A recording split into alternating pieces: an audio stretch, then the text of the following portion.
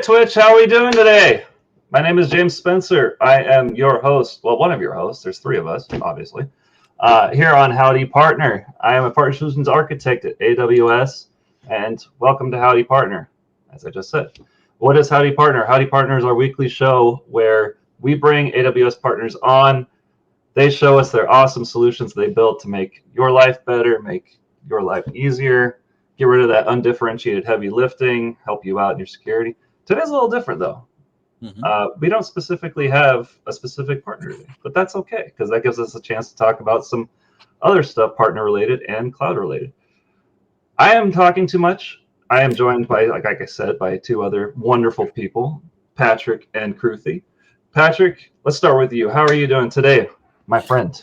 I'm great. I'm excited to be here.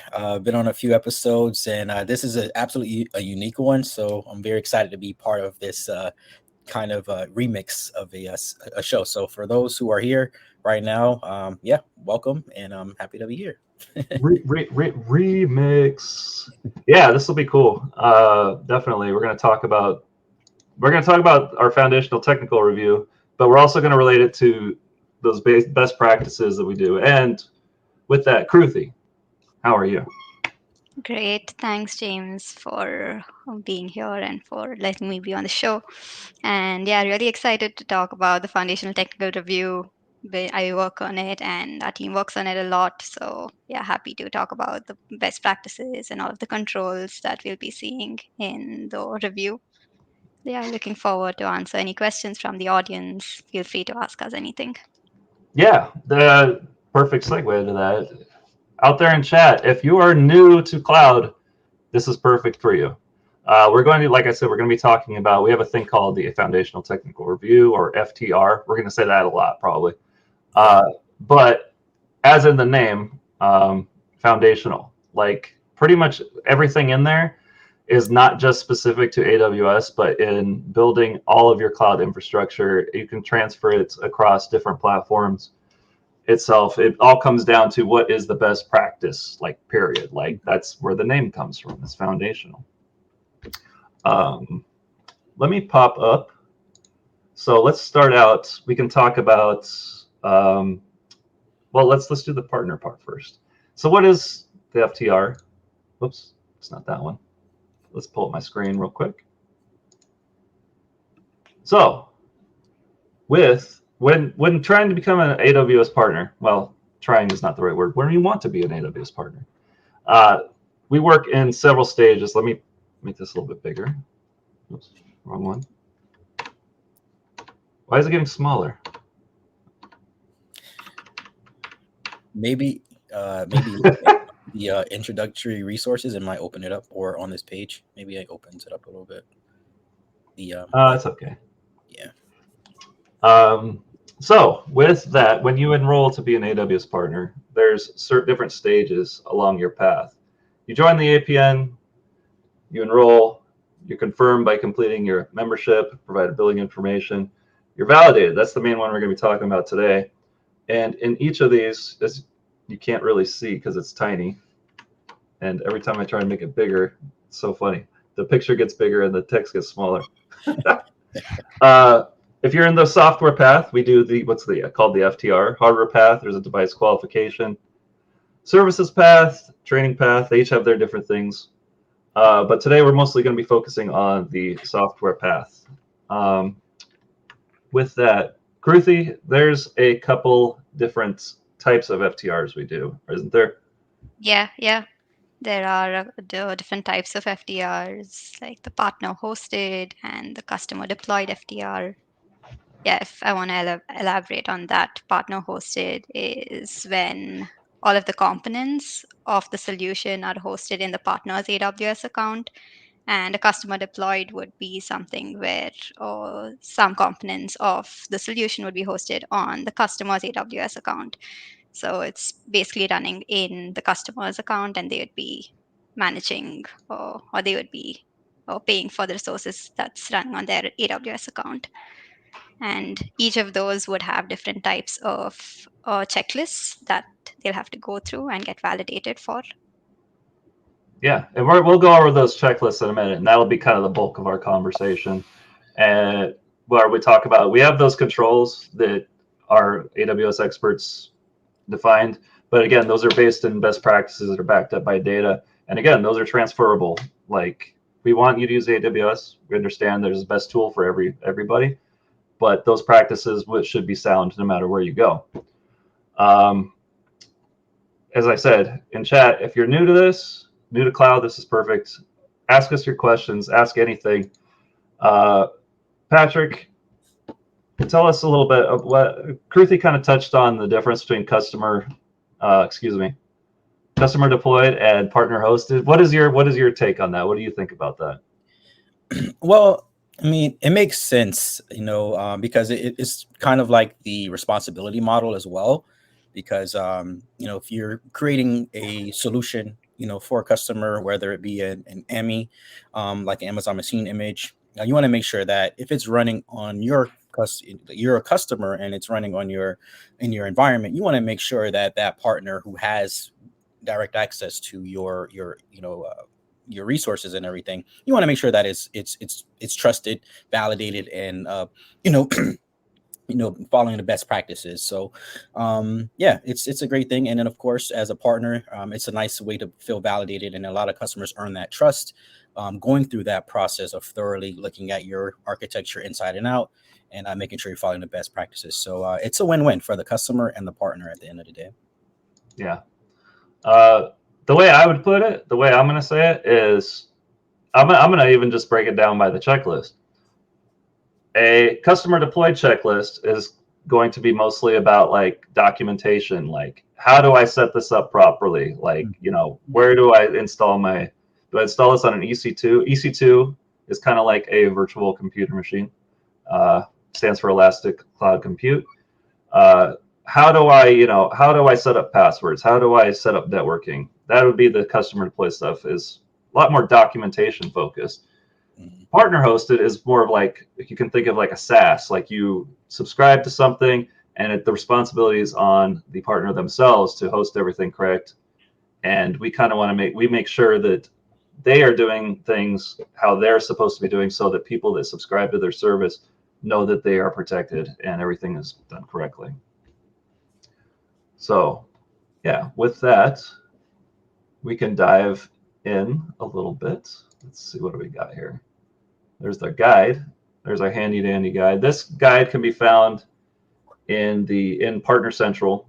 If you just Google Partner Central, create an account, and you can find this guide in here, and it'll tell you exactly what you need to get through the FTR.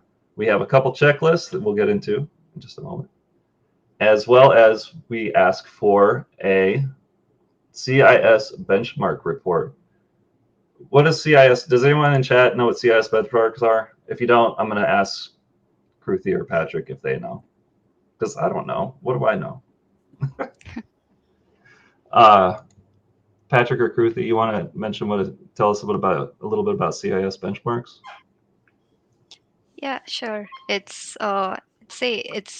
probably an automated way to check some of the controls in your AWS account and see if they're following a few best practices. This is mostly related to the security controls of your AWS account. For example, as you highlighted here, you can see IAM9, which ensure MFA is enabled for the root user account. So this would go and check if you've actually enabled this control in your AWS account, and it would just give you a pass or a fail. This can be enabled using a security hub AWS service. That's one way. There are other ways, but yeah, basically it's to help fasten the process of checking your security controls in your account. Yeah, I can imagine I'm an enterprise, global, huge company, and I have 50 accounts. I don't want to have to go, all right, let's open this account. All right, network ACLs should not allow ingress from 000. Okay, in 50 accounts, I have 30 ACLs or NACLs in each one. Is each one good? Like, that's not going to be it's not a pleasant experience. Yeah. Not at all. And another thing is, I know people may be watching this and may soon think that we're just like going in every nook and cranny. We're not auditing your solution per se, or your company, but we're just making sure that the best practices are there. So don't take it as us just saying you're doing this absolutely wrong. At the end of the day, this is just for the, to have the best solution for the customer at the end of the day. So and it takes a lot of work. So by doing things like this that's automated, it gives you a good temperature check of where you're at, where you need to be, and how you can make your solution even better ultimately. So yeah, it's interesting process manually, at least. Yeah, and as we're Howdy we're partners. As Patrick said, we're not trying to interrogate people. We're trying to work together to bring the most secure and best built products to the customers. Cool. Yeah. So with that, this guide, and you can also learn a lot about building cloud stuff from these fundamentals. Yeah.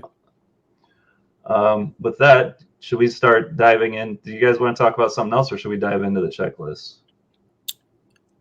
Oh, I think we can talk about probably what's the benefit of doing an FTR.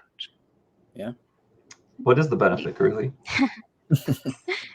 Yeah, I think one of the main benefits is the solution is getting a chance to get assessed of all of the basic security requirements, all of the resiliency requirements, and other best practices that should be followed. So that's probably, I think, one way by which you can check if your solution is actually meeting those best practices.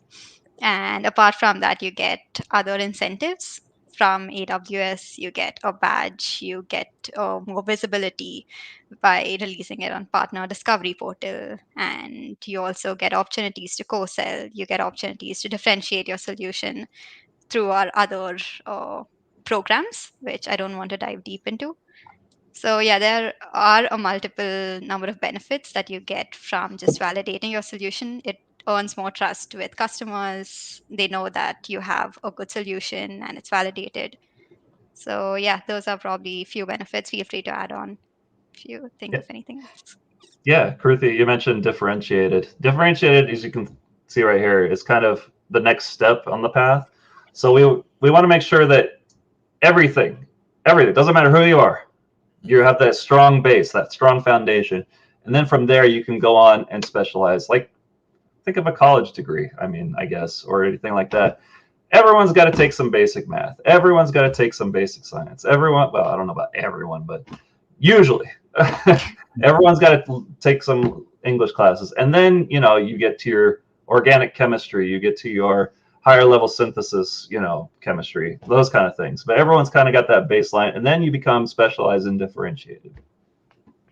And at that point, that's when you really get noticed for different things like migration, databases, running different AWS services like Lambda or containerization, or there you go.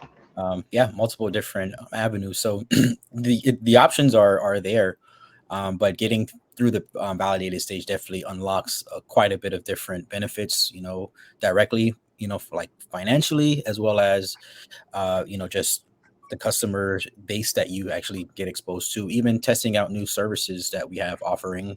As far as things like that, you have exclusive opportunities to try test things out and help us build the next AWS product, and it can incorporate and embed right into your solution as well. So great opportunities there. Yeah, for sure. So I think I'm going to pop this open. So here are some of the pages. These aren't the checklists themselves, but here's some guidance for the different reviews we do. As we said, partner hosted, customer deployed. We also have what's called a service offering FTR. This is for our partners that don't necessarily have a software offering themselves, but are more service integrators, SIs, as we call them. So they have different things. Oh, look, I found it. Oh, never mind. Just kidding. Yeah, you have to log in for a lot of that. But with that, you can see like some of these are define a project plan. Again, this is the service offering FTR. So when you're an SI and you're working with a customer, this is what we expect you to be proficient at the foundational level. Mhm. Define your customer engagements, identify relevant technical expertise, identify and mitigate risks, these kind of things. But I'm jumping ahead. Let's start out at what I kind of consider well, I don't know. I'm not going to say the bread and butter, but I guess my favorite. Let's talk about partner hosted stuff. Let me change my screen here. Anyone in the chat? How are you doing? Anyone out there? What's your level of cloud experience? Are we got any 500 levels in here? Any 100s? Any zeros? Zeros are good. Everyone starts at 0. Foundation. Yeah. There we go. Ta-da! Let me zoom that up for us. All right. All right. Zoom this one up. So this is one of the main things. There's 2 things we usually ask for.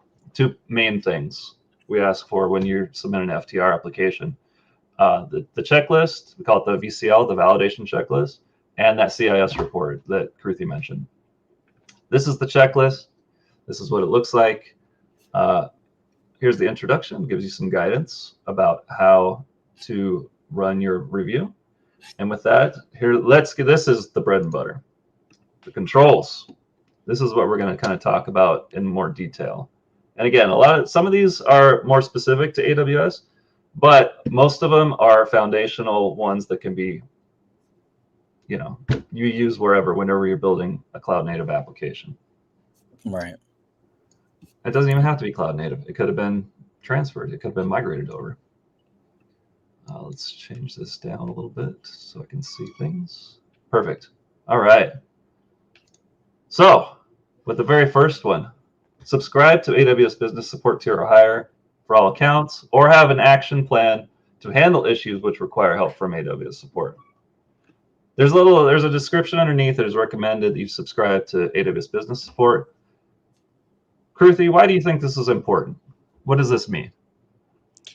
I think from the partners that I worked with, what's probably important is if they face any issues and let's say they're not able to meet their SLAs or they're not able to meet their resiliency metrics that they've proposed to their customers, then they can always raise support requests to AWS and they can get help within a fixed period of time.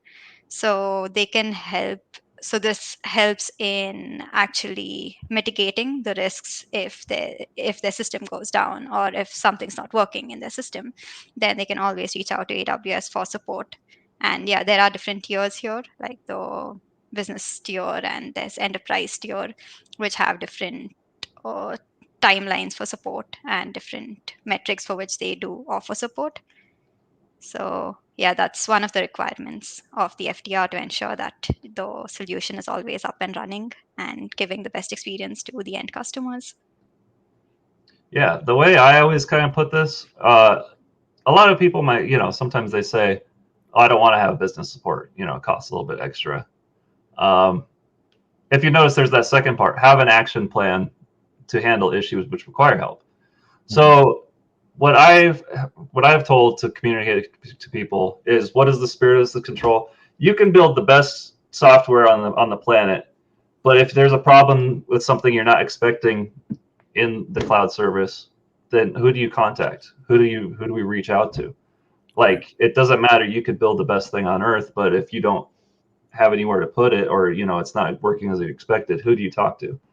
So that's kind of the spirit of that. So we do recommend business support or higher, but as long as the spirit of that foundational spirit is, what do you do when things don't work as you expect them to? And maybe it's something that is out of your control, and then they can find out what's going on for you. You might not know where it's going wrong. Right. So that's kind of where I've always hit that. Patrick, do you have a take on this, or should we move to the next one? Yeah, well, yeah, I guess same sentiments. Customers definitely want to at least have an action plan as far as having that support, because you're losing customer trust if your solution is not meeting standards that you have that you have advertised. and promised. So it just keeps your company continuously running and operating and able to earn revenue, because a broken product it's not going to look good in the media or in the quarterly review as well, or daily review at that point. So yeah, it's definitely a good practice to have that in your back pocket when you need us. Based on the support level that you have, you can be reassured that you have SAs on the clock, around the clock, to help you out with finding a solution to your problem. Yeah, for sure. There's always a base level of support with even on a free trial, like free tier account. Yeah. I don't remember off the top of my head what it's called anymore. I think it's just called basic support. But the SLA is going to be a little bit longer, because the idea is that if you're running on a free tier, it's probably not business critical. So, the priority is probably going to be a little bit lower. So that's why we do suggest having business support or higher, or having that strong action plan. Yep. Cool. All right. I think we beat that one to death. We got about 40 more to go. Right. Let's see. Where are we going next? Conduct periodic architecture reviews. Yeah, this is a good A lot one. of time. Yeah, this is a good one. Is this the same? Oh, alternative review. We have what we call. Let's actually do this one instead. Why is this so jerky? There we go. Let's do that. Architecture reviews. If your architecture isn't running like as efficiently as it should, it might be costing you more money. It might be slower for the customer. You might be not scaling correctly. And who here has run into a situation where I want my Taylor Swift tickets and the website's down? Like, that could be an architecture problem. If you should do those, we recommend at least once a year. Probably better just to keep doing them, I would say quarterly, monthly, if depending on the scale and size of your solution. Because you could be throwing money away. Like, if there's some sort of way, either that you're not making enough money by stuff being down, or excuse me, or just things running inefficiently. Yeah, it reminds me of the late Kobe Bryant, job's not done. So as soon as you have a solution on your, as far as that's working, that's fine. But architecture always changes. Best practices always change too. So what may be a best practice today may be an anti-pattern tomorrow. So it's always good to ensure that you're keeping up as far as with the pace of innovation, and ensuring that you guys aren't finding any inefficiencies in your architecture, because things definitely can change. So it's always a good practice to at least check it out once a year. And also, whenever you do make an architectural change, you do want to make sure everything else is also up to speed, and things of that nature. Yeah, for sure. Let's cut down to, we have what I think it comes a little bit later. Yeah, at AWS we have what we call specifically the well-architected framework review, but we'll come to that in a second. It's kind of related. Well, I shouldn't say kind of. It is very related. So let's go with this next one. Review the AWS shared responsibility model for security and resiliency. That's what I was going to say, Patrick. The one thing we missed when mentioning the architecture review is security. Security is job zero. Yeah. There's new vulnerabilities all the time being found. There's new, things that just we miss because we're human. And having those reviews constantly is going to, get ahead of those incidents and help mitigate anything that might come up. With that, the AWS shared responsibility model, I'm sure if anyone's tuned into this station, we've beat this one to death. But Kruthi, what is the shared responsibility model? Yeah. So to answer it, some parts of the security responsibility will be shared by AWS, and some parts will be owned by the customer or the partner who's hosting the solution. So it would be good to review what's the partner's responsibility, so they ensure that that portion is secured by them. So to give an example, maybe if you're hosting your solution on EC2 instances, then probably you have a larger security responsibility, you'll probably have to patch your instances. You'll probably have to make sure the updates are up and running. And similarly, if you're hosting it on Lambda, let's say, for example, then you'll have AWS that's managing many of the things for you. So it's good to know what you're responsible for and what AWS is responsible for. So yeah, just probably review it and see what changes you have to do and look into it whenever you're making any major changes to your architecture. Yeah, I'm just gonna this is a really important one. I know we talk about this a lot on the channel, but I'm gonna just pull up the screen real quick. I put it in chat. The TLDR of it is AWS responsibility, security of the cloud, customer responsibility or partner responsibility, security in the cloud. AWS makes sure that your infrastructure is secure, your servers are going to be up to date, nothing's going to explode or break. But that said, if you're using the cloud services, you're using the hardware, your responsibility is to make sure you have your networks hooked up correctly. You patch, like Kruthi said, you patch your operating systems that you're running. You have your firewalls configured correctly, those kind of things. You're protecting customer data. For the love of God, please. There are so many tools to protect customer data, personal information. Please, as you can see, that's right at the top. There's so many ways to do it. Please, that's number one to me. Has anyone ever encountered any sort of breach? I know I have. I got an email one day saying, surprise, you might have been, your credentials and your information might have been leaked. And I was like, oh, that's nice. Thank you, X company, for telling me this. Now what do I do? Yeah, I got an email. I'm not even gonna lie. This was literally about 2 days ago. I just got a letter in the mail, and it says, you might have been impacted by this thing, and it's like, oh yeah, we're gonna give you a 1-year plan of That's what it monitoring was. and stuff like that. And it's like, okay, that's just trying to clean up the damage, but the oil has spilled already. So hopefully, oh, that's a good analogy. I like that. Yeah. So trying to clean it up, but we'll see how it works. So hopefully it wasn't something too serious, but you just got to be careful and mindful of that. But yeah, customer data is super important, especially when there's regulatory things like like in like Europe, where they're a lot more focused on that.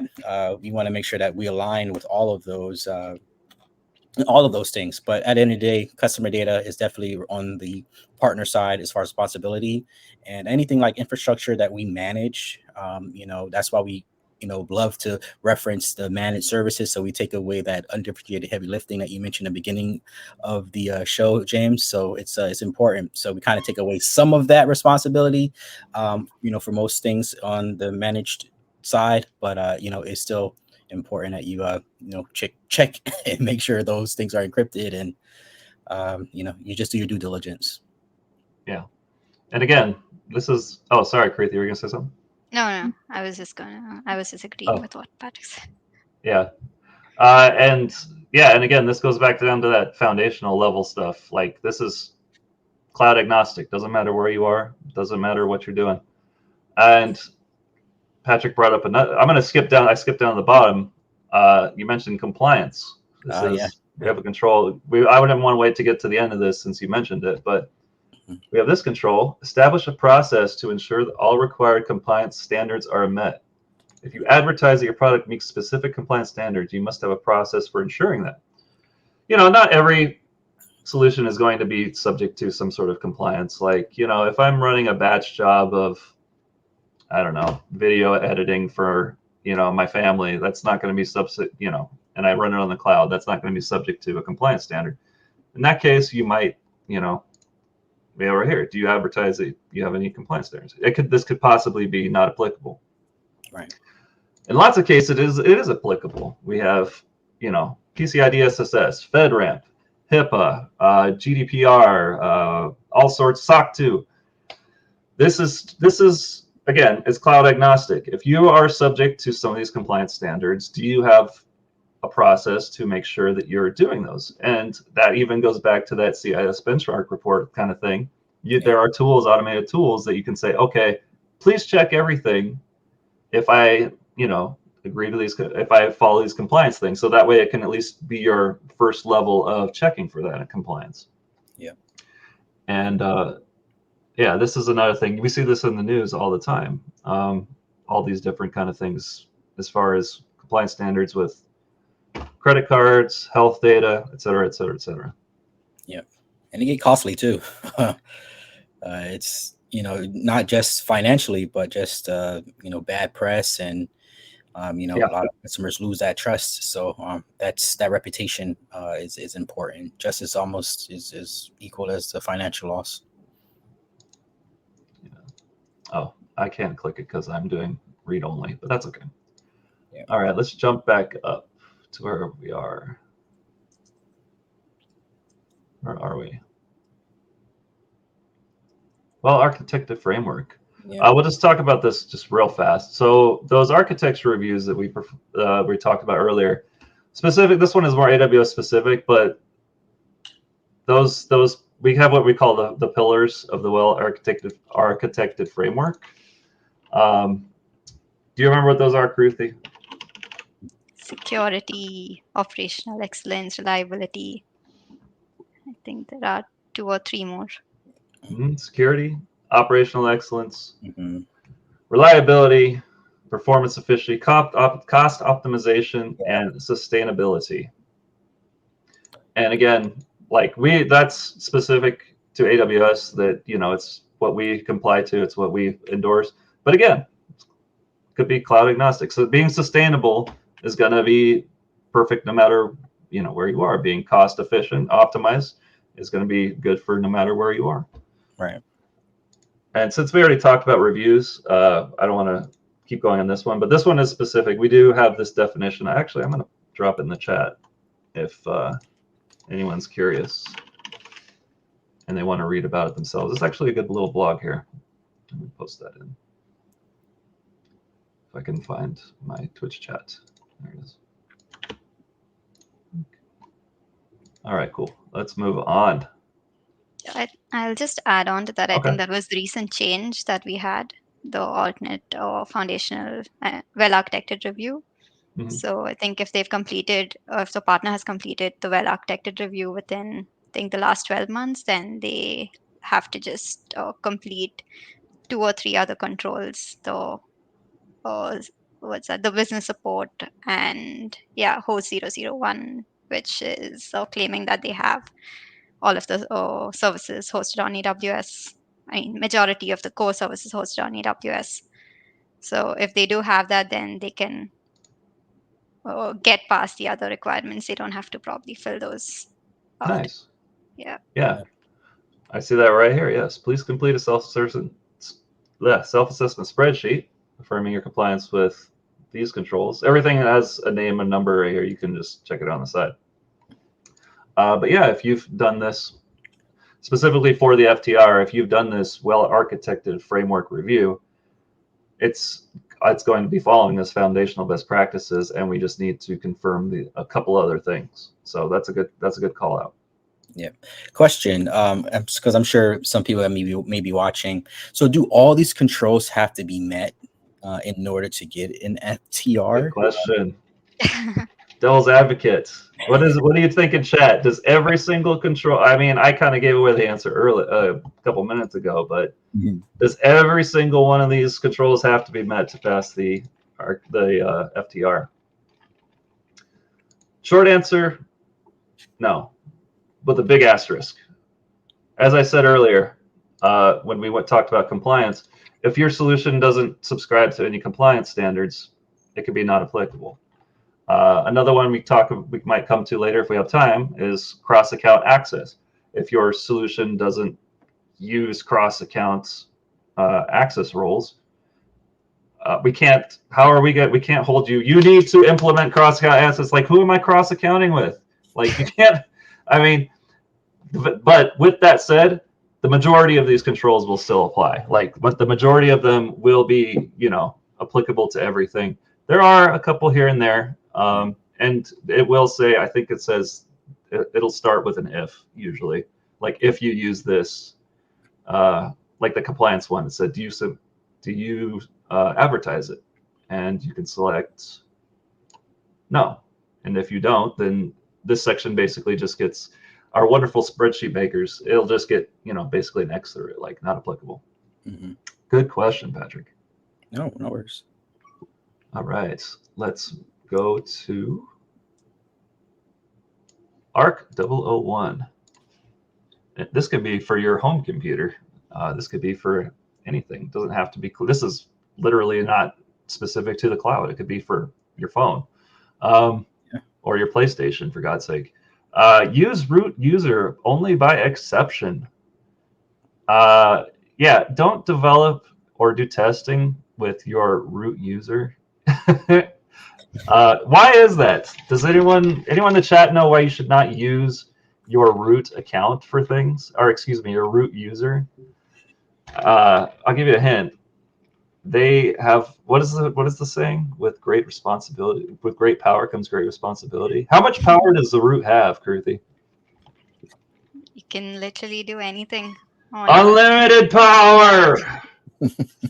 Unlimited power.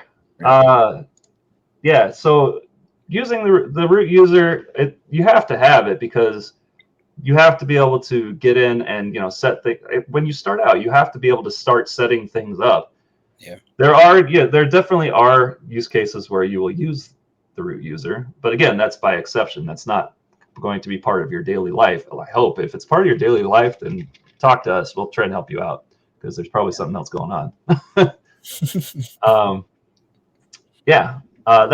one's kind of self-explanatory for the most part. Like I said, my personal computer, if I have a family of 10 people and I'm the dad, I'm the root user. I don't want people using my thing because my kids could be doing whatever. They could be playing video games for 12 hours a day. They could be, microtransactioning me to death. I don't know, like anything like that. Or my phone. Like if I want my kid to use my phone, maybe I could set up another profile for them so they can't do all that kind of fun stuff. Right. And with that comes the next one. It's pretty much related to this. Enable multi-factor authentication on the root user for all AWS accounts. What is a lot of people might, the probably people are familiar with this, but they don't know what it's called. The technical name, MFA. What is MFA, Patrick? So it's multi-factor authentication, and it's very useful, especially when there's you want to have someone has your password, they still can't necessarily access your things or your account or your profile. They would have to have one more layer of something, which is MFA. So this can be typically MFA is like a software-based one where it gives you, for example, like a specific code that you have to enter within like 60 seconds. There's a lot of different companies out there that has MFA products, or you can use like an actual physical MFA key, like a UB key, for example. And that's another way that you can access something, but you just need to have, it's an additional layer of security. So not only you have that password, but you need to have one other component, which is going to be like a short-lived code that can also authenticate and say, yeah, send it to my phone. You receive that 6-digit code after you sign into your Gmail and you put that in. That's just another way of you must have your phone in order to get that code. So it's just another layer of security, to further protect your AWS account. Yeah. So I learned this in school, but also the National Institute, what is it? I forget what it's called. Off the top of my head, National Institute of Standards and Technology has defined MFA, has defined security as far as that goes as three things: something you know, something you have, or something you are. Yep. So MFA can also be called 2FA, two-factor authentication. So the idea is that if you have at least 2 out of the 3, then your security level shoots up to like 99.99999%. Like basically they would have to know your password and have stolen your phone. And even then, or your hardware token or whatever you use. And even then, your phone, they would have to get into your phone probably, which might require another 2-factor authentication sometimes. So yeah, and that can be like your thumbprint. That can be your iris, your eyes. So when you unlock your iPhone and your eyes unlock your phone, that's something you are. And there's another one too. that is something you do. So certain ways that people type, as well as your way that you write, like a signature, that's another factor that can Yeah, be too. that would be. I think that would fall under something that you are, because that's your signature. That's your physical part of your body. Yeah. Who here? Oh, here's a good one for the chat. Who here is mysteriously on their phone gotten a text message saying, here's your 6-digit code, and you're like, excuse me, I didn't log into anything. Okay. I know I've gotten that once or twice, and then I instantly go, for example, to my AWS account, my Google account, whatever it is, Twitch is Netflix another one. happens to me a lot. Netflix Yeah.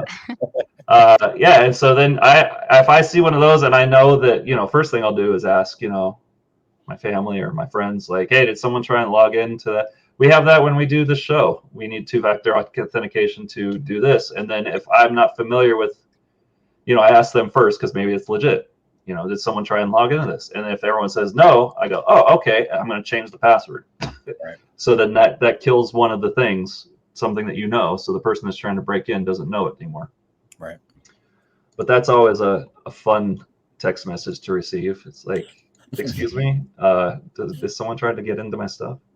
Yeah. Cool. All right. Oh, and that's every user should have that. We specifically prescribe root user account, a root user for all your accounts, but I would just do it as a best practice to have it for everything if possible. This way, we've already kind of beaten this to death, but remove access keys for the root user. Kruthi, what is an access key? What is that kind of like a password, sort of? It's what it says. It gives you access to all of the things that you can do in your AWS account. So yeah, it would be probably some form of a text or something. You can consider it as a password, which you just use to access the account, and you get access to do all of the things that a root user can do.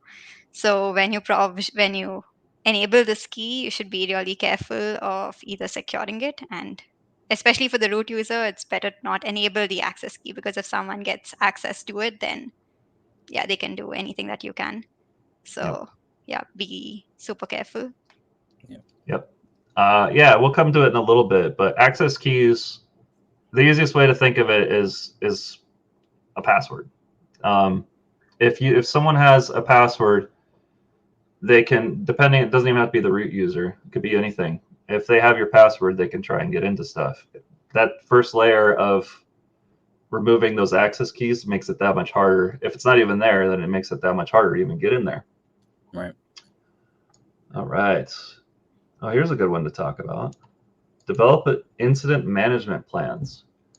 I don't remember. I can look it up. I don't remember off the top of my head. When it comes to incidents, I believe there's 3 steps into it. There's prevention, mitigation, and recovery, something like that. So this is, what is your plan for those kind of things? Let's see. I'm sure. Does anyone in the chat know, or Patrick or Kruthi? I don't remember off the top of my head. I remember 3 specific stages of incident response. You got me there off the top. There we go. Containment, eradication, recovery. I was close. Yeah. So, I think you're on par. So the idea is your incident management plan, containment, eradication, recovery. What is the first thing you do? You find out something's happened. You contain it. You try not to let it spread. Quarantine. Second thing. Yeah, exactly. Quarantine it. Lock stuff off. Shut down your networking. Shut down something. Maybe pull, like we said, someone pops up and has your password, and you get that little code. I didn't do that. First thing, contain it. Cut off that. Change the password. Eradication. That's fixing the vulnerability, and then recovery. What got messed up? How do we fix it? How do we make it better? How do we happening again? So yeah. And then, the fourth kind of stage to that would be like a post-mortem. Yeah. And it looks like Kruthi has a thing in here. Top time. I love your name, Kruthi. Top time. straight to the point. Yep. Kruthi, was there anything you, or either of you, anything you wanted to talk about right there? Oh, it's even in the control. See, I should just read. Respond, mitigate, recover. It's the same thing. Yeah. My friend Am, my coworker Am, that does the other show with me, he likes to go with what he calls the YOLO method, which is kind of what I'm doing right now. I like to go with the read method, and I'm not even following my method. I should be reading more of what it actually says here, and I wouldn't have to look it up. All right, let's move on down. Oh, actually, this would be. Oh, sorry. Go ahead. So how do I submit this FTR? Is that also there in the FTR guide? Is it actually? Let me see. How do I conduct? Okay. Oh, yeah, kind of is. If you have a Partner Central account, you would log in there and you would go to your offerings. Let's see if I can find it. I know it was in here because I just saw it. You'd create an offer. Oh no, I did see it. It's right here. There, ta-da! So this is how you would do it. Oh, maybe if I'm showing the right screen, that would help.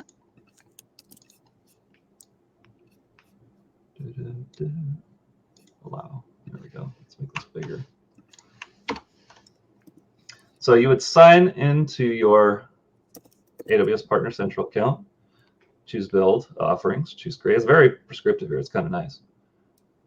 Do your, create the record for your offering.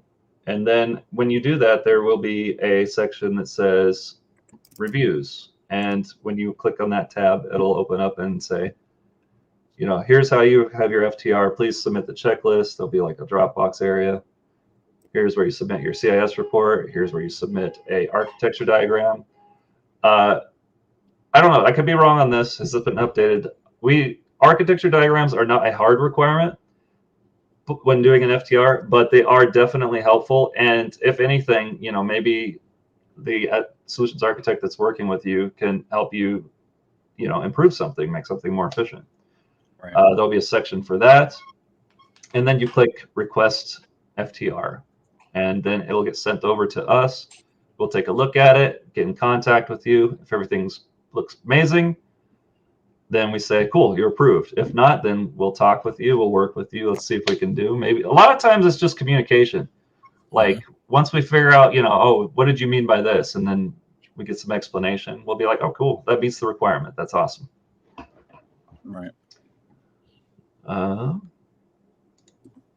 Is this going to make me? Oh, it's going to pull me up to here.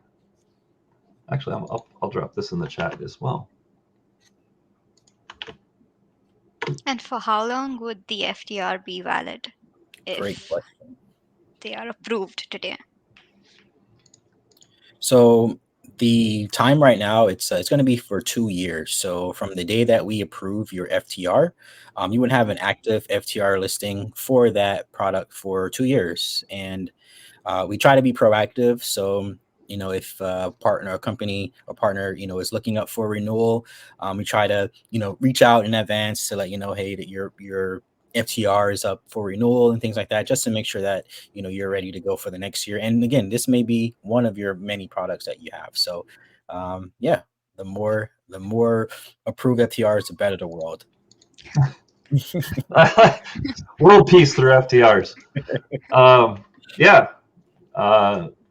And for every offering, we do ask that you submit a different review request. But a lot of times,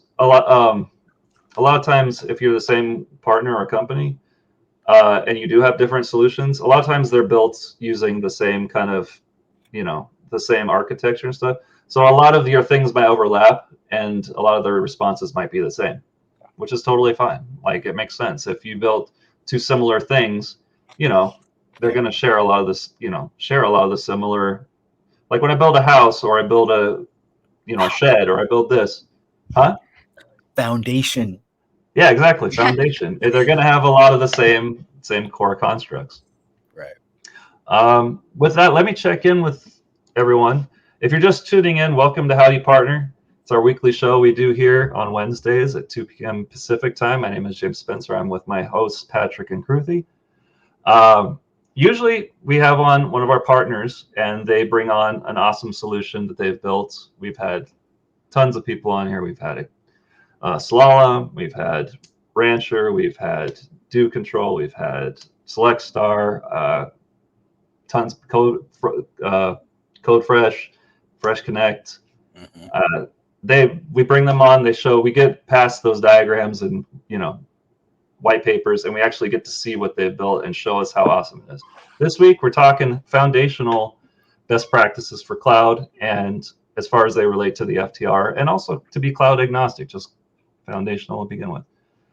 If you're in there in chat, let us know if you have any questions, if you have any comments, any horror stories or good stories. Please join in with us. And actually, it wouldn't be an AWS show without a survey. Let me drop the survey in. If you're there, please take our survey. It's really short. It's about 30 seconds. You don't have to copy it off the screen. I will drop it in the chat. Ta-da. There we go.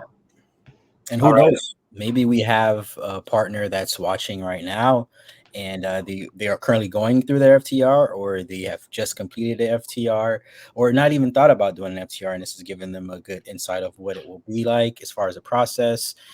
And who knows? They may be on the show with us. Yeah, that's a good thing. So yeah, we're looking forward to your solutions, and hopefully you can stop by, and we'll be blessed by your presence of your amazing solution. Yeah, love it. Cool. I guess we could jump back to the list, I believe.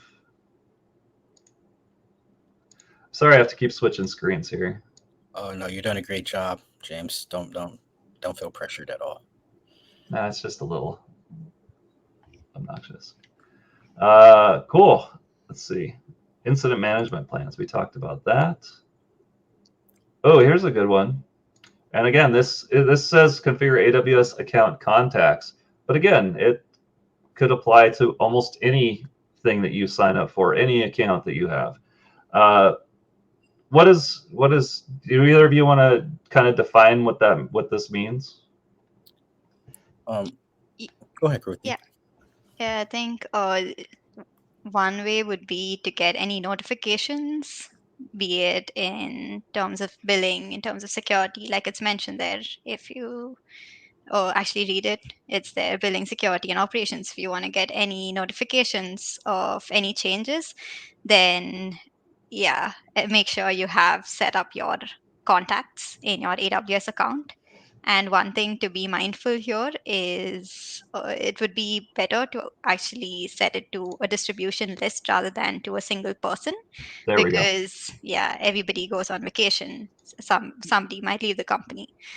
So you never know. So always be mindful to set it to a distribution list so more people get notified and somebody will be aware of what's happening in your AWS account. Yeah. As I was kind of saying, this doesn't even have to be specific to AWS. If you set up your contacts to be distribution lists or roles specifically within your company, that way there's more layers, more people know of incidents, more people, not even just incidents, but just things that are happening. Like you said, if someone goes on vacation and there's an emergency, they get tons of emails, but they're out in the Bahamas, they're probably not really going to take a look at what's going on. So if you set that up to, billing at AWS.com, for example, chances are there's more than one person that works for billing at AWS.com, So that's kind of the mentality. And then, as you said, maybe someone leaves the company, or maybe there's a bad actor. I mean, we cross our fingers, maybe there's not, but you never know. If that bad actor is the only one that ever receives security notifications, then they could just be doing wherever the heck they want, and all the security responses are going to be sent to themselves. Yeah, there's one thing to set up billing alerts, for when there's some some threshold has been met and no Yeah. one gets it, it kind of defeats the purpose. So definitely having that, having multiple people having access to to those notifications would be certainly good, especially like, for example, with having, when we go back like to the first control, well, one of the first few controls that we talked about, in making sure that you're able to get those, who's supposed to know about what's going on as far as like the root account and everything. You get those alerts because it can be pretty ugly if someone's been in there for a week or 2 weeks and you have no idea that they spun up, the largest EC2 instances. So yeah, it can be scary, but there's mitigations to that. For those who are anti, it's too expensive on the cloud. There's a lot of control that you do have, but it just takes some responsibility. But yeah, that's not going to be a good call for anyone. Yeah, for sure. I remember one of the FTRs that I did, I asked for more clarification on this, and I found out that I don't remember which one it was. It was billing or security was being sent to someone's. I think it might have been it was their personal email address, and I was like, whoa, wow. I was like, oh, that's again, we're not here to interrogate. Let's work together because this is why. And we had this conversation like we're having now. This personal account. What if their password gets hacked on their, or leaked on their personal account? Then you don't even know it. It's because it's theirs. That'll be tough. Wow. But that was an easy. And to be honest, a lot of these controls are not super hard to remediate. Like that's configuring your account contacts is not super difficult, right. But it is important. Mm-hmm. Yeah. This next one, ACOM02. This kind of rolls up into what we said the previous one, but this one is specific to the root user. Root user should never be a personal email address or phone number. It should always be to your organization. I mean, it could be your personal thing if it's literally you're a one-man company, or one-person company. But chances are that's not the case. Please have it set to a company email address or phone number. Right. All right. Cool. We don't really need to hammer this one again. MFA, please. We touched it earlier. We said please have it for all your root users. Guess what? Please have it for all your human identities. Just anybody. Just always have it. Always have MFA or 2FA. Ooh, here's an interesting one. This is one I didn't even really know existed until I started working in the cloud. Use temporary IAM credentials retrieved by assuming role whenever possible. So what does assuming a role mean? Does anyone out there know? Anyone? Bueller? Kruthi, what does it mean when assuming a role whenever possible? What does that mean? It's basically taking the permissions to do certain actions for a specific period of time, and you're assuming a role to do that. You're assuming probably a role to make some changes on a particular service in your AWS account. Or yeah, it can also be service-based roles where you're giving a service a role to take certain actions on another service in your AWS account. So yeah, trying to here, the main thing would be to make sure that you're giving limited access to probably for a limited period of time. Mm-hmm. The analogy I always try and make to kind of help people understand what this means is in one of my previous jobs, I worked. It was one job, but depending on the day, I would be assigned a different shift. Some days I would be an inventory controller. Some days I would be a vendor. Some days I would be in the cage for working with cash. And if I'm working inventory control, and that's my shift for the day, that's my role. I'm assuming that role. And then someone sees, James Spencer working with cash in the cage and thousands of dollars and say, wait a second, what's going on here? Like, that's not what you're supposed to be doing today. This is not your role. So even though I am the same person, I am assuming I'm wearing different hats. Yeah. So the idea is here, if, as we mentioned with static credentials just mean you're the person, like that static access keys, or you're the identity that has that password. If you're assuming a different role, and that password might have access to tons of stuff, but depending on the role they're assuming at the time, their permissions will be limited. And that's why it's always best to have those temporary things. Once my shift is over, guess what? I don't have those permissions anymore. My shift is up. They're not going to let me back in the vault. Excuse me. Like, you clocked out. What are you doing back here, with a big 2 giant sacks with $ signs on them, So it's always best to use temporary credentials when possible. But we have a little byline here. In cases where it isn't feasible to use roles, implement the following controls to reduce the risk these credentials are misused. We're not saying there's not situations where you don't need access keys. We're not saying there's, things like that. Sometimes they are. And it's logical. Just make sure that we implement a rotation guide, a password, sort of like 18 characters with special, capital letters, special digits, et cetera, et cetera.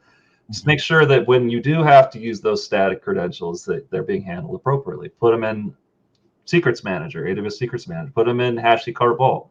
Put them somewhere that they're encrypted and are rotated, frequently. Implement monitoring of CloudTrail logs to detect anomalous activity. That's a good one. Cool.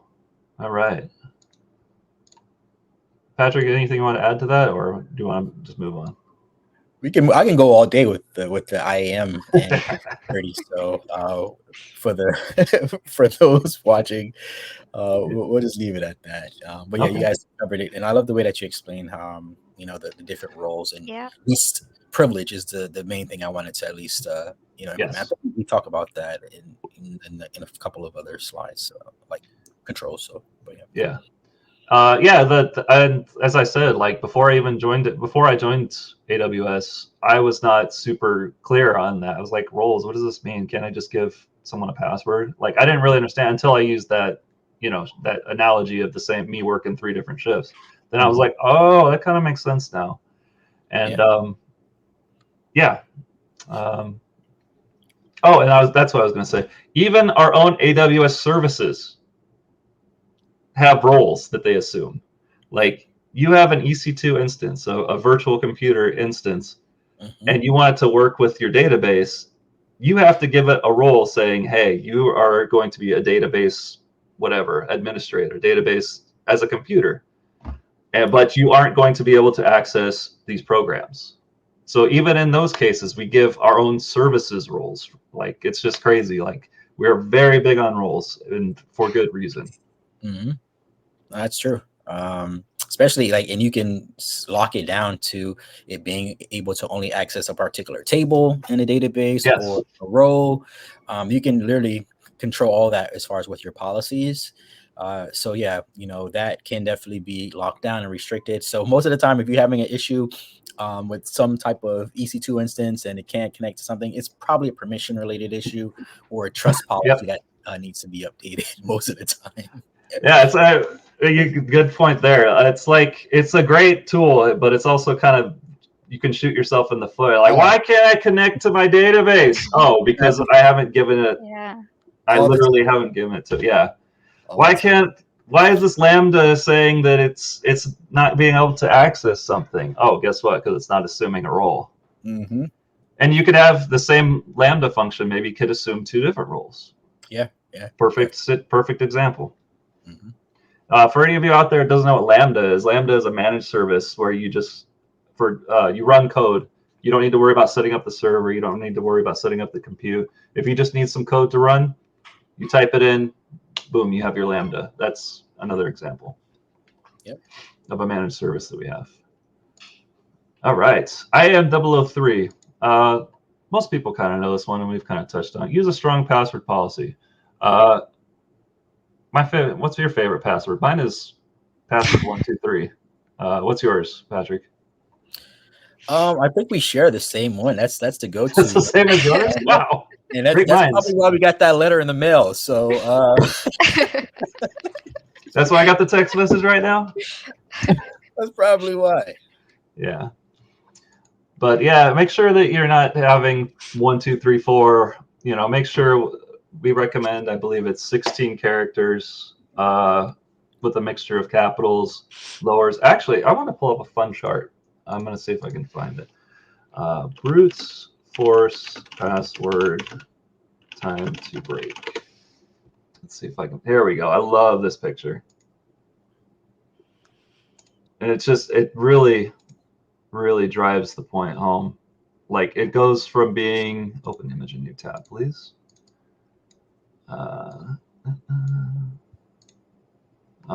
pulls up Reddit. Lovely. Let me actually stop screen. I'm sorry. I love this image so much. I'm going to turn on some light.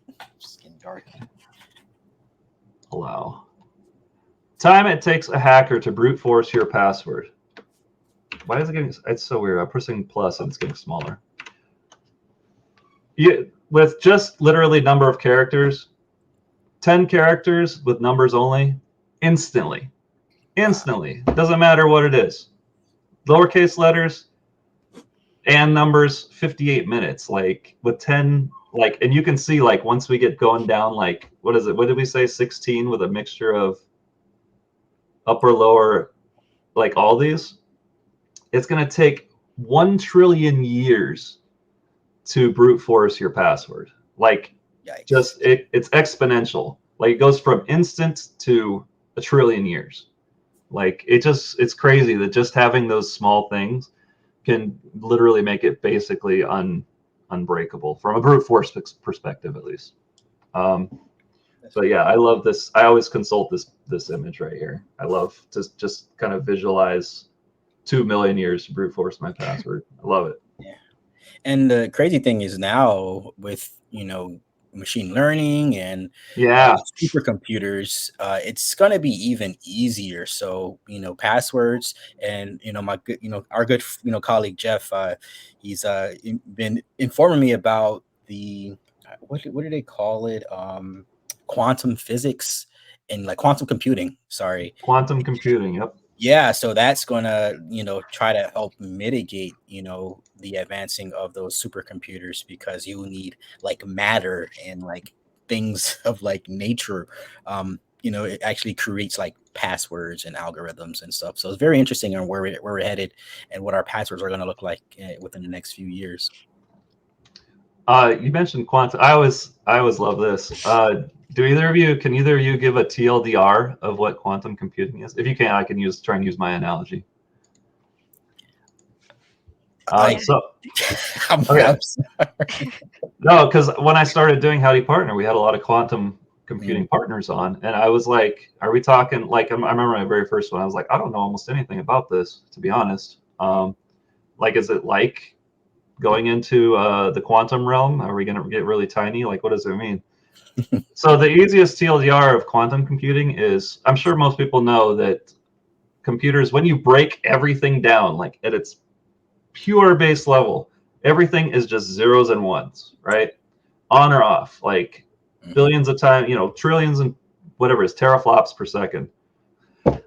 So quantum computing is different in that it's not binary. You can go in between 0 and 1. And that's where the difference comes in. That's why quantum computing can be extremely powerful for different situations, is because it's not limited to just being completely binary. That's amazing. That's a really good explanation. Yeah. It's a good explanation, but it's an extremely gross oversimplification. I'm sure, but I think for us folks, and probably watching, it's probably a better explanation that we can probably like Google. Just that full listing. But so passwords. Make sure you guys are putting in Bringing it back. passwords. And and that can be used as far as with IAM. You can set like controls to ensure that any new password that gets created must abide by that, the characters, the type of symbols and things like that, and the length. So you can control all of that. Or if you're connecting your Active Directory account, you can also do that too. So that can be managed. What most companies will probably use like an AD. So yeah. Awesome. Yeah, good way to bring it back. Thanks, Patrick. Yeah, you mentioned we were talking about strong passwords, but we kind of didn't really talk about policy. Yeah, the policy is what you're talking about. That ensures that if I have a great password, it doesn't matter if my coworker doesn't. Like, we have to have a policy in place. Absolutely. All right. IAM 004. Create individual identities, no shared credentials for anyone who needs AWS access. Hey, Kruthi, I'm working on this project, but I can't get in right now. Can I borrow your password and do my work?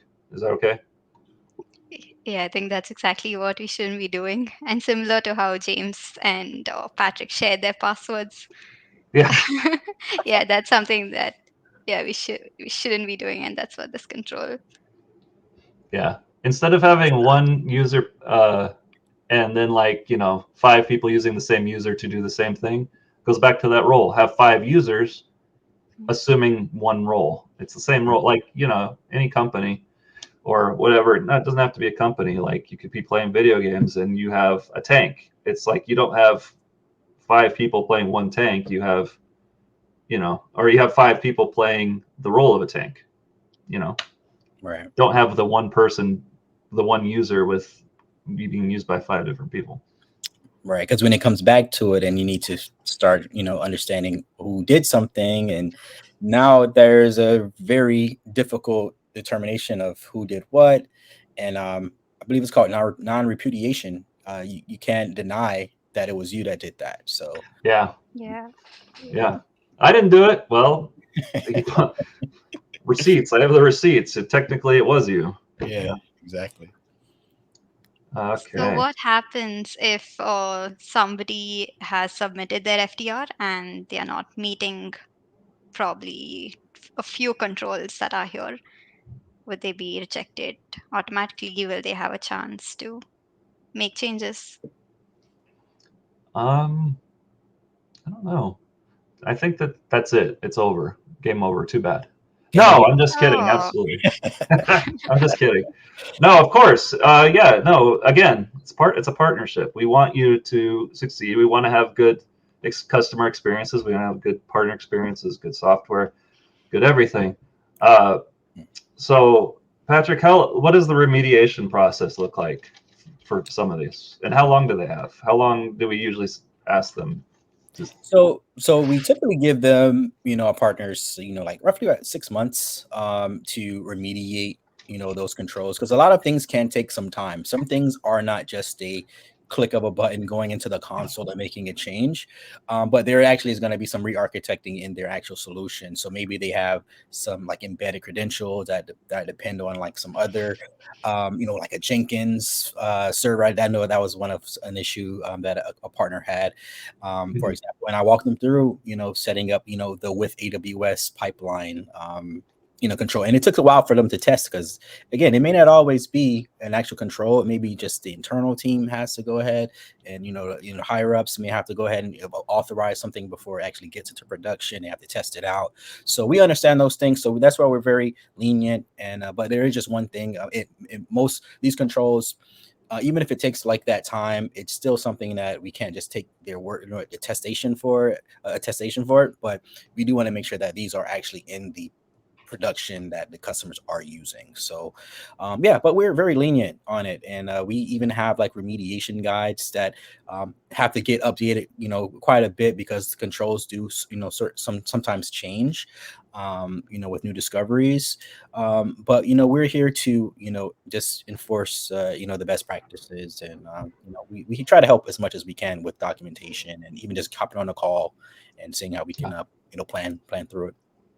Yeah, I'm going to disagree with the word lenient, but I'm going to use flexible. Like we want to work with you.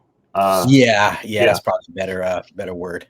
Yeah, some as I kind of said, a lot of these might just be like the account contacts might take 30 minutes, an hour, or whatever. Some of them, yeah, might, if you'd have, created a solution with that other, like you said, a Jenkins server that's using static access keys, and that Jenkins server is being used by a customer, you'll have to work with the customer and try and set up that thing, and that might take you a couple months. Yeah. Yeah. But once those remediations are put in place, we can talk about it.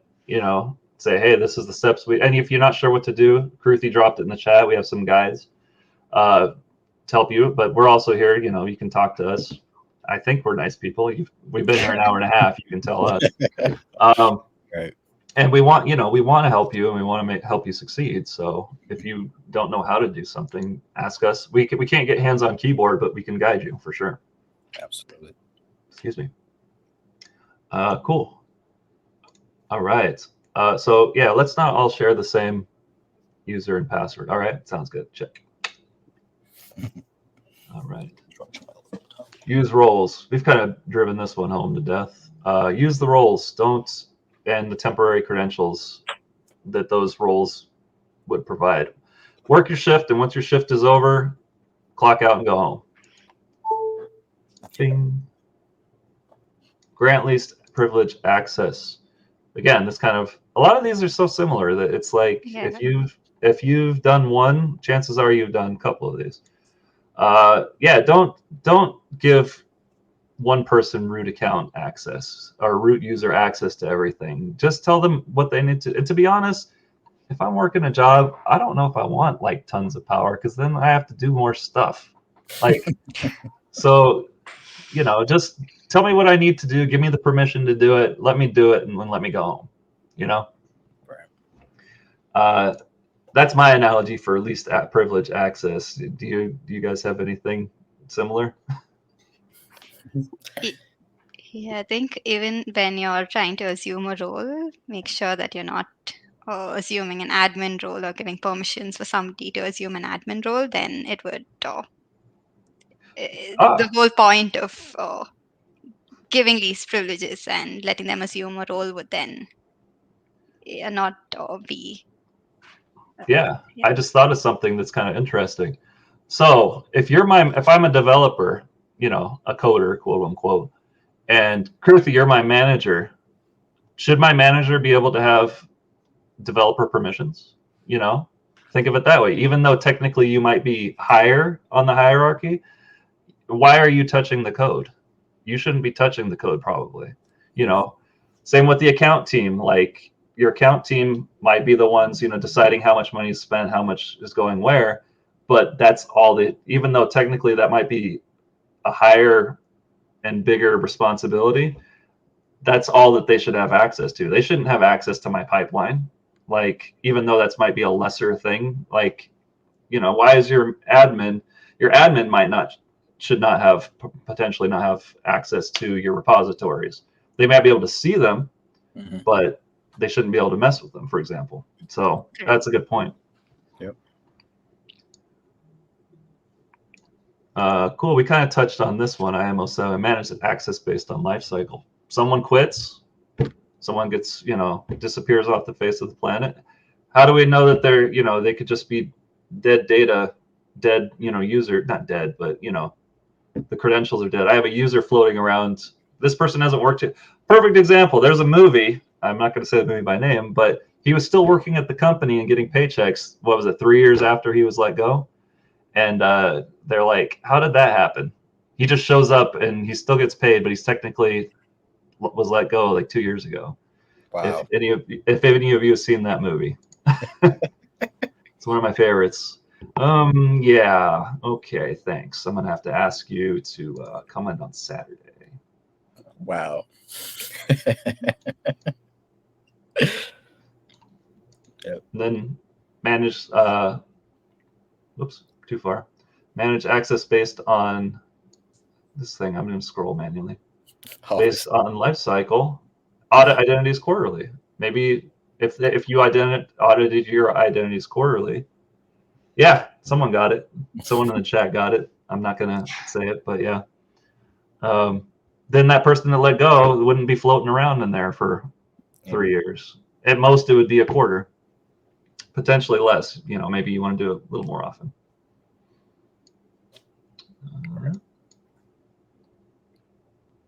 Do not. Ooh, this is an important one. Do not embed credentials in the application code. A lot of times they won't even, like, if you try and push some code to GitHub or somewhere, it won't even let you.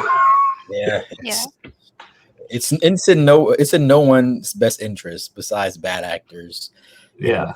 So yeah, GitHub does a really good job at red flagging it, telling you, hey, are you aware of this now? By the way.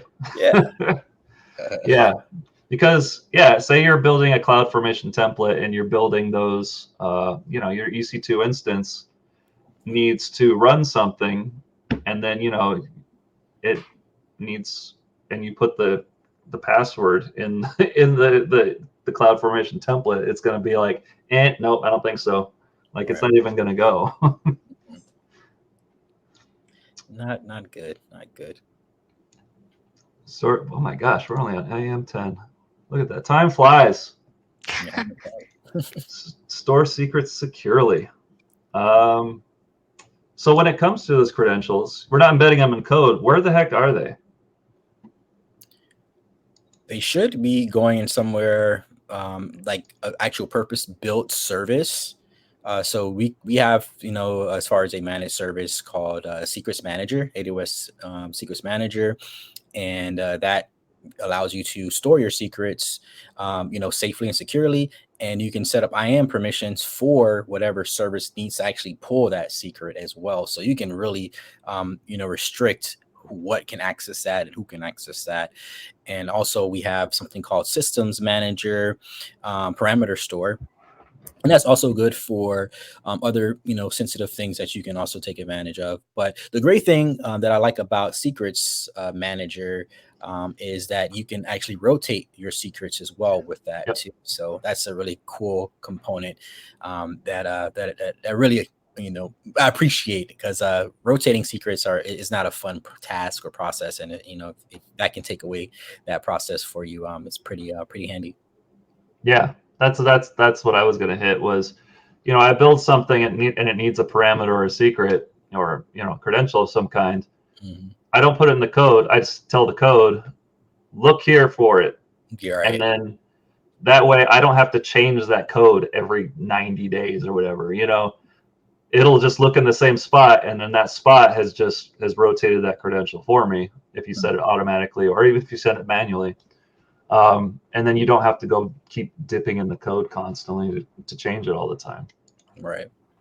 And encryption is a big one too. Like if you store it in, like you said, Systems Manager, Secrets Manager, HashiCorp I mentioned, it's going to be encrypted. So even if someone got in somehow, it's just going to be a bunch of gobbledygook. It's not going to be anything worth their time. This is another cool one that I point out is cloud agnostic.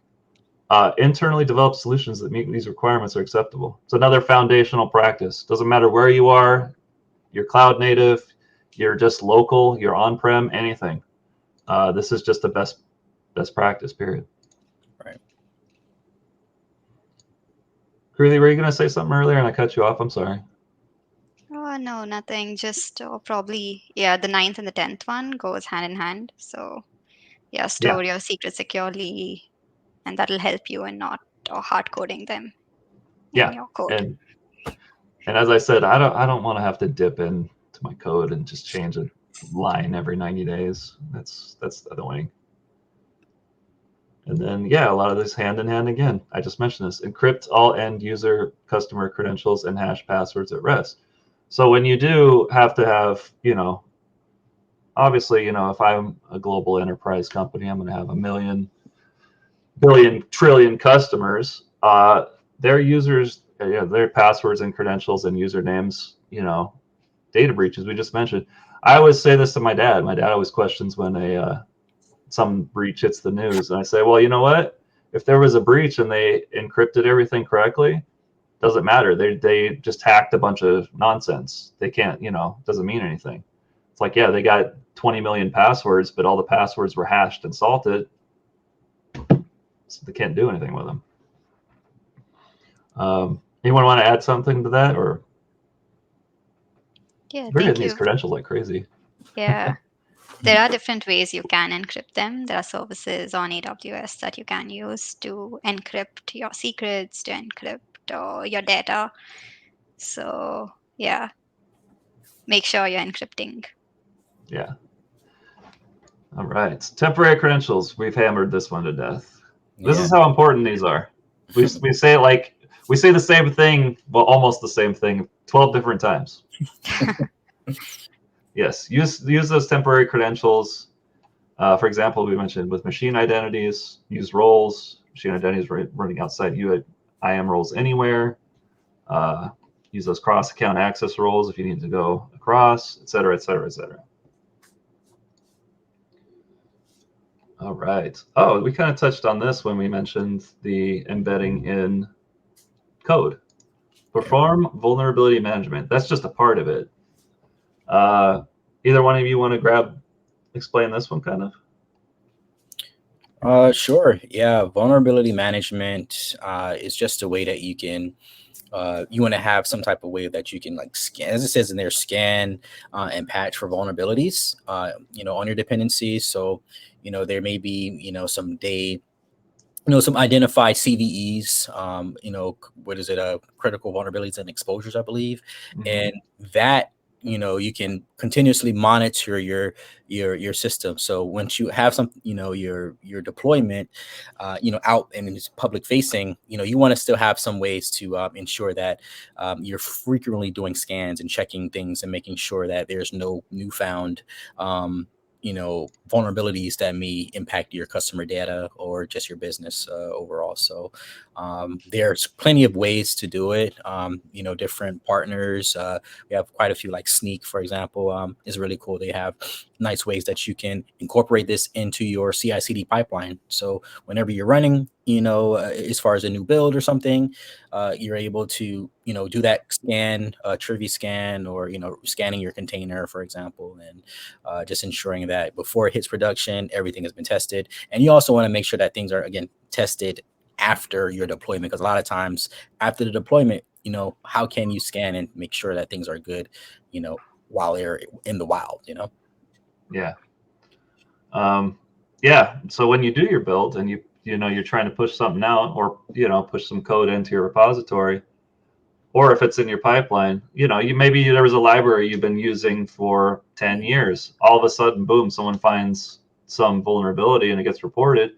Next time you run your pipeline, it's going to get blocked because, oh, look, there's a vulnerability. Log4j was a good one, for example.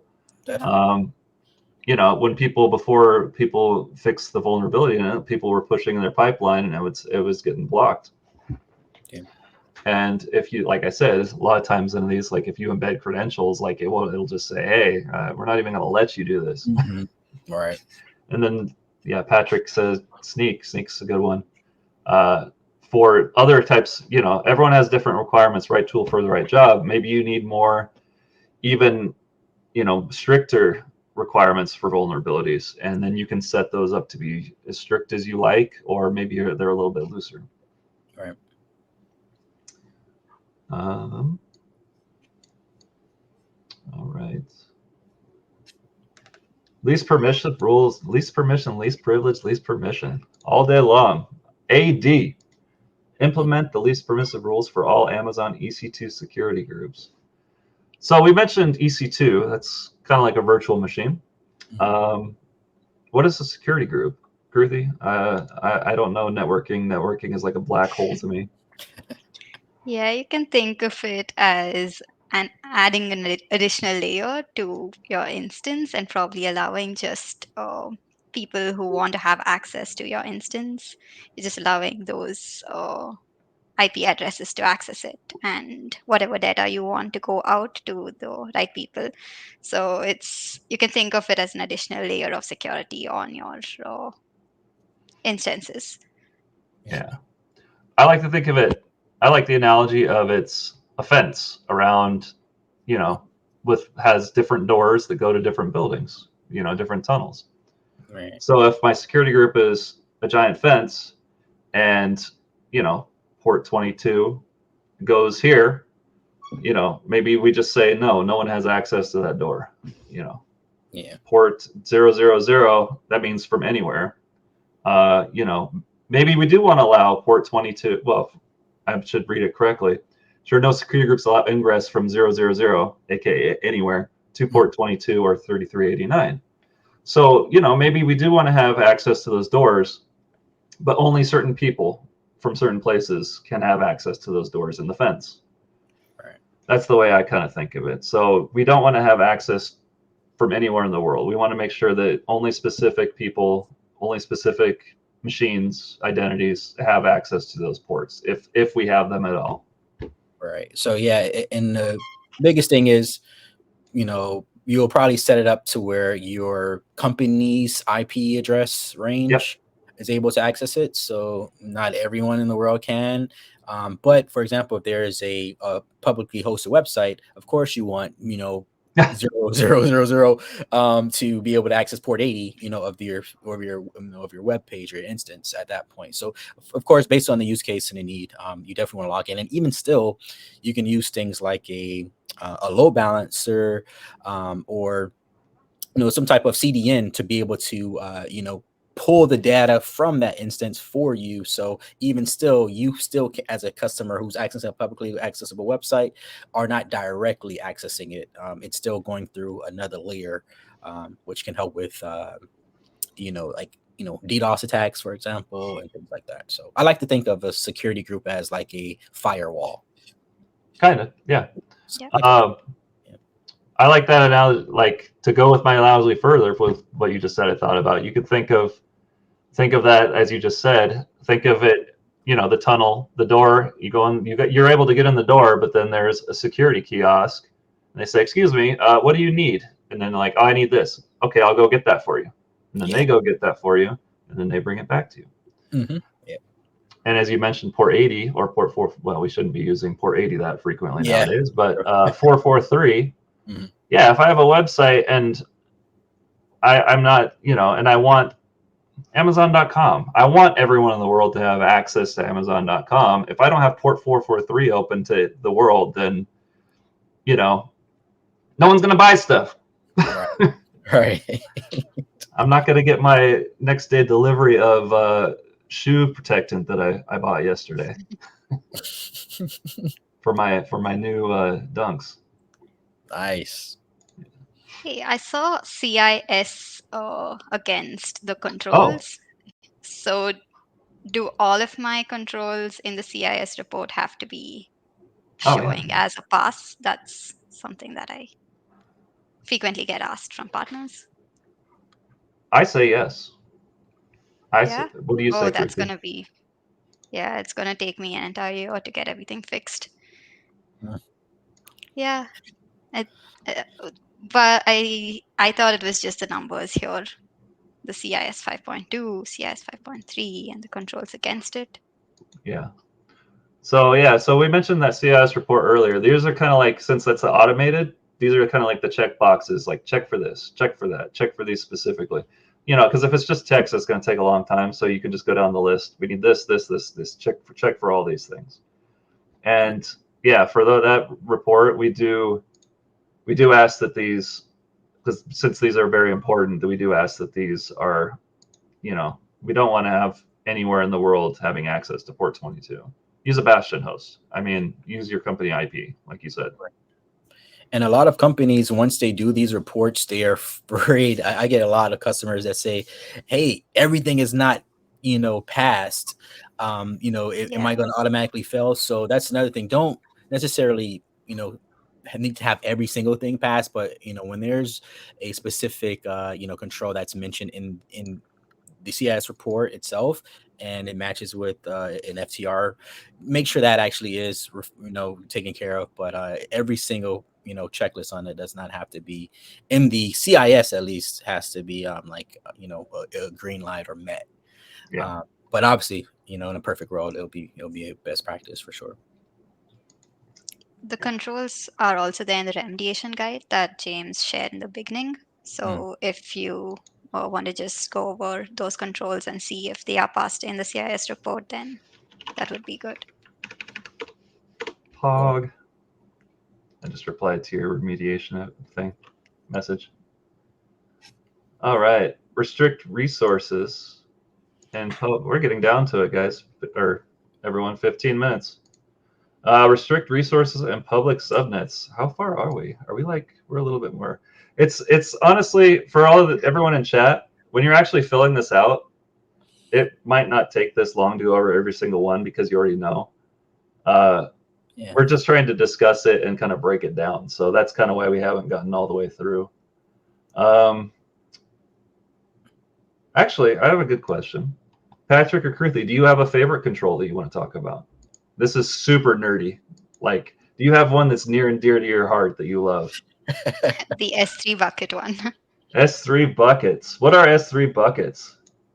I think it's a place where you can store all of your data. Store objects. Yeah. Object storage. Limitless object storage. Yeah. You can store it. It's literally, I mean, it's almost self-explanatory. It's a bucket where you want to throw your logs in there, throw video clips in there, throw images in there, throw code in there, anything that can be stored, you can store it in an S3 bucket. And we call it essentially limitless in capacity. You can even host websites on it, static Yeah. websites. So I love it. I actually have one of my websites on there. So it's very cost efficient. Cost me 50 cents. Yeah, it's amazing. And then that's I just thought of this. A lot of these requirements go to what we called our core services. Core services, EC2, IAM, S3, RDS. Those are kind of what we consider some of our core services. We have tons and tons of services, but maybe they're not, they're a little more niche. Like not everyone needs facial recognition technology. That's a little more niche. That will have its own kind of, best practices. These are the ones that almost everyone's going to use almost all the time when they're building in the cloud. So that's why we're focus on these ones some more. S3 buckets. Review all Amazon S3 buckets. What does S3 stand for? Pop quiz. So like simple storage service. Yeah. Got it. Yep. To determine appropriate access levels. Access, least privilege. People should not have access. People, doesn't even have to be people. Machines, services should not have access to buckets they don't need access to. Why does my facial recognition service need access to they need access to the bucket with all of my pictures. They don't need access to the bucket with all my code. Like, yeah, that's, or my static website, et cetera, et cetera. Kruthi, why is this your favorite? Yeah, because one thing is if you make it public, then anybody can access data that you have on your buckets. And you can basically store any amount of data, any amount of objects that you want on your S3 buckets. So that's one thing. And Patrick mentioned, you can host websites on S3. So this is also one of the controls that you probably want to think about securing in an appropriate way by either not allowing public access if you don't need to, and also ensuring that you have the right controls, all of the things that we talked about earlier.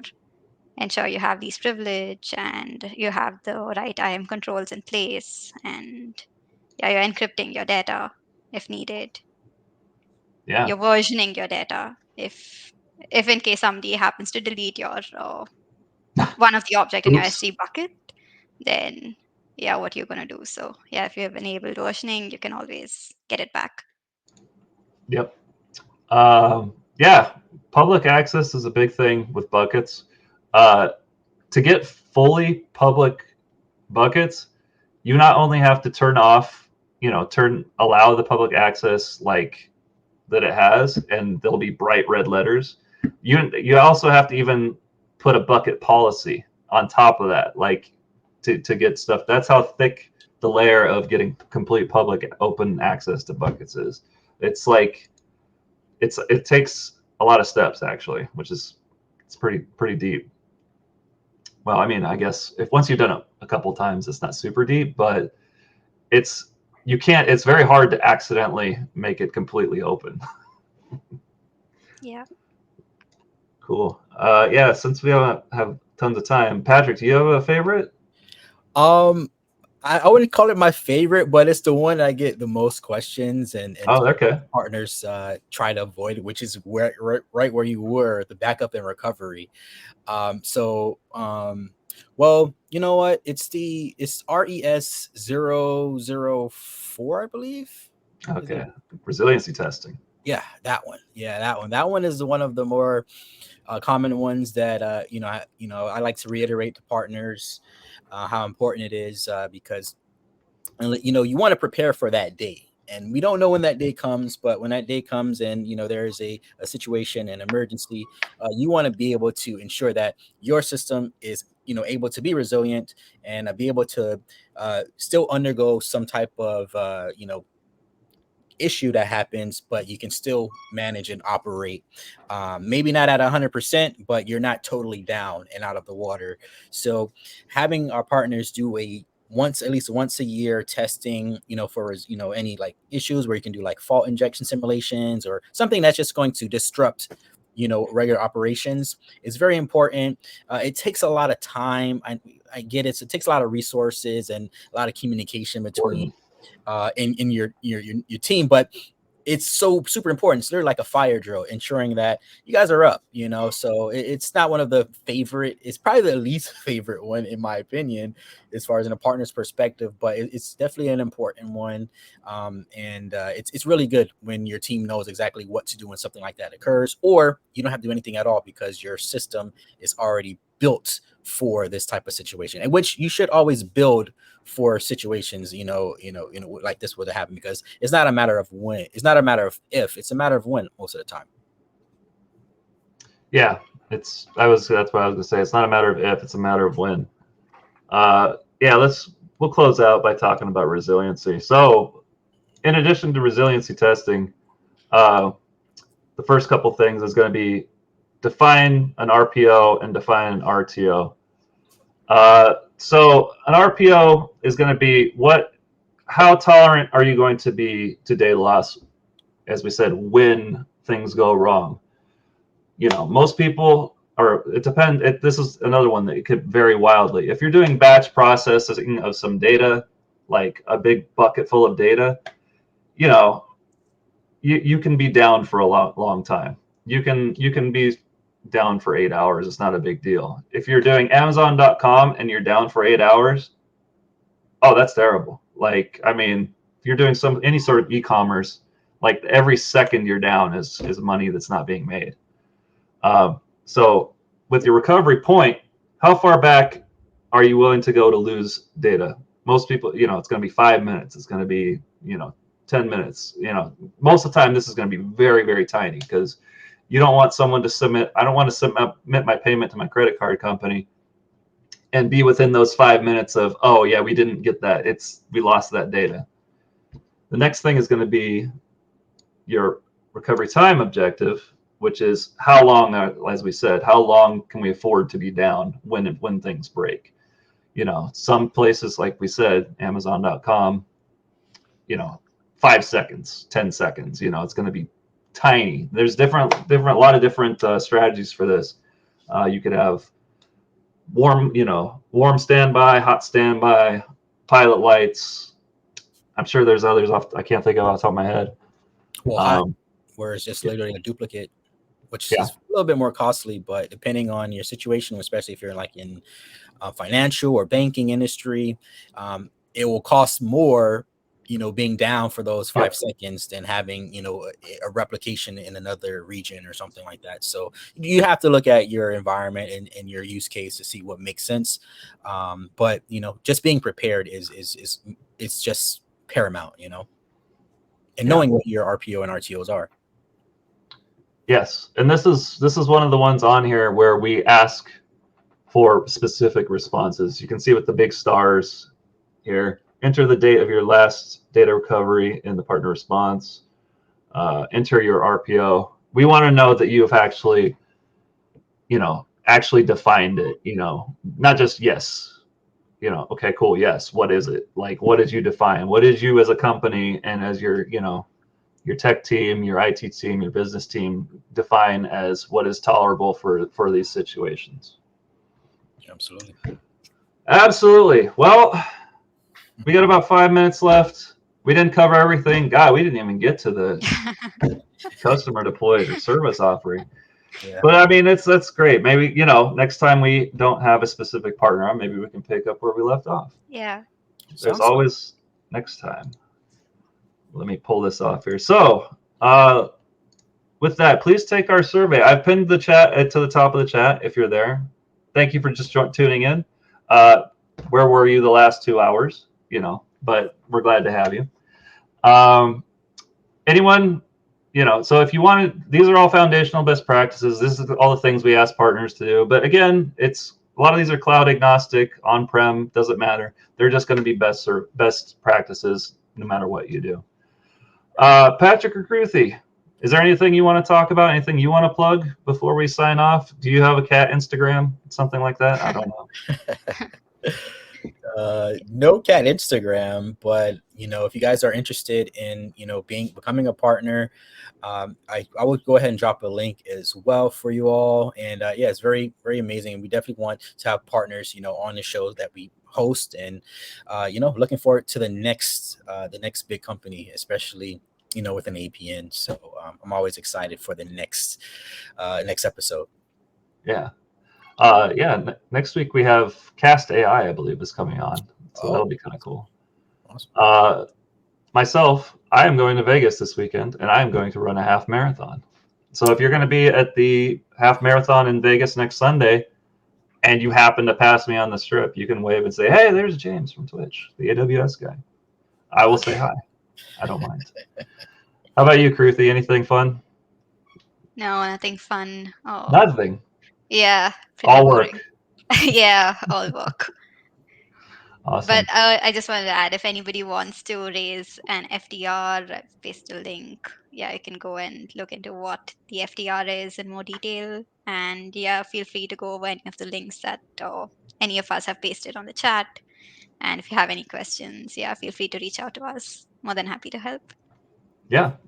You can find, I believe all of us are on LinkedIn too. So if you want to send us a message or connect with us there, feel free.